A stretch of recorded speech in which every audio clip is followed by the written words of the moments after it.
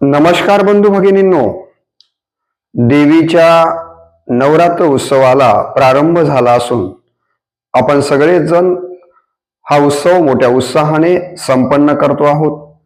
देवीची दोन रूप आपल्याला या ठिकाणी पाहायला मिळतात आणि त्यानुसार तिच्या नावात देखील आपल्याला बदल असलेला दिसून येतो. सौम्य स्वरूपात देवीचं जे रूप आहे त्या रूपामध्ये देवीला उमा, गौरी, पार्वती, जगदंबा, भवानी या नावांनी ओळखलं जातं. तर जेव्हा ती उग्र रूपामध्ये असते तेव्हा तिला दुर्गा, काली, चंडी, भैरवी, चामुंडा आदी नावांनी ओळखलं जातं.